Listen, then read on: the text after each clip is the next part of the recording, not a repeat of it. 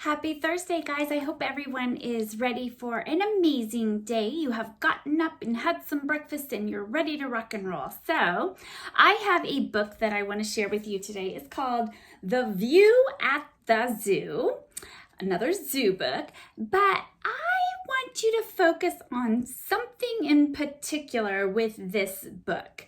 This book is written with a little bit of a different point of view than a lot of the books we read. Remember how we've talked about sometimes books are told by a character in the story. And then sometimes books are told like with a narrator watching the story happen. And so they're describing the things going on.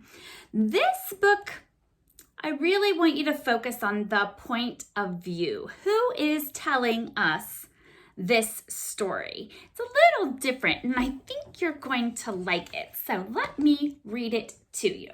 So I love this title page because already we've got those crazy monkeys up to a little no good, but it's called The View at the Zoo.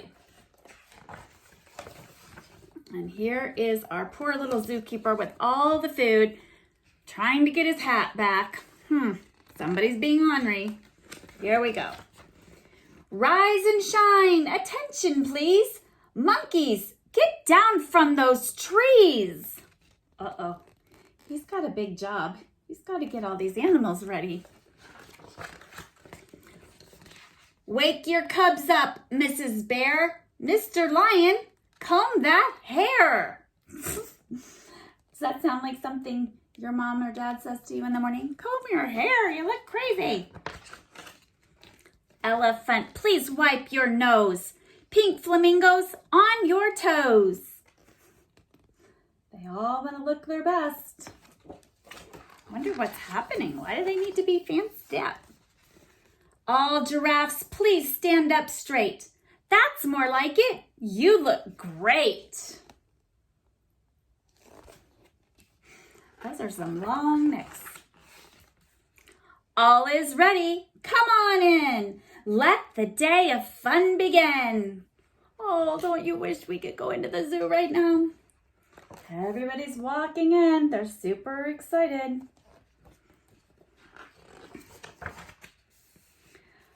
My, what silly things they do. All those creatures at the zoo? What do you notice? What are the creatures doing? All kinds of things happening. Walking on all kinds of feet. Dancing to an inner beat. Look at that. Look at those illustrations. Oh, those penguins are so cute. Babies riding on their backs, on their bellies, snug in sacks. Oh, there's those koalas that we talked about so much. And kangaroos and wombats. Look at those pictures. Hear the silly sounds they speak as they howl and squawk and shriek. Lots of noises at the zoo. How they eat! They never stop. That one looks about to pop.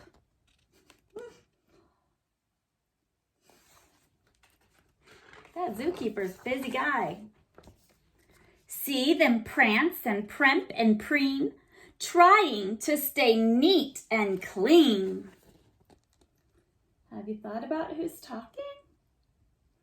Whose point of view is this book about from? Some of them are quite a fright. Watch your fingers, they may bite. Watch out.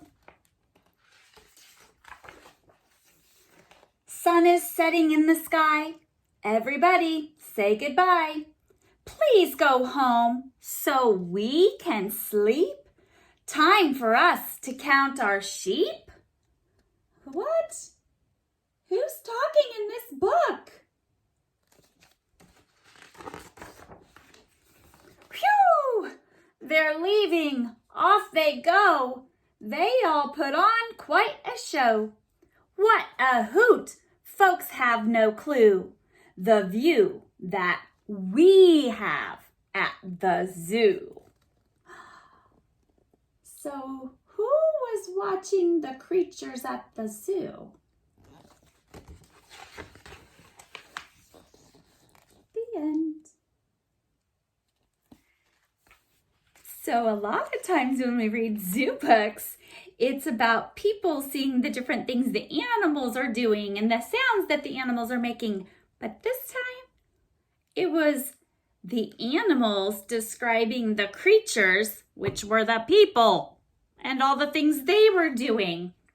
So if you look back in it, when it says like all the silly things they do, look at some of the people in the story. Look at these guys up here. They're running out because the reptiles are out of their cages. Look at this guy's making funny faces at that. We've got some boys down here trying to howl like a wolf. So it's all about the funny things the people are doing when the animals are watching, which I think is a super cute book. So I will put the AR number for this one on, and I'm going to make you a video in just a minute to kind of go through the day with you right before math, because the other thing I wanted you to do this morning to get started was go on Seesaw, and we are 22 days from the last day of school. Which is just amazing and sad and crazy that we're going to do a little thing every day in Seesaw to kind of count down until the end to get to know each other even better. This is like we're down to the end of our time together.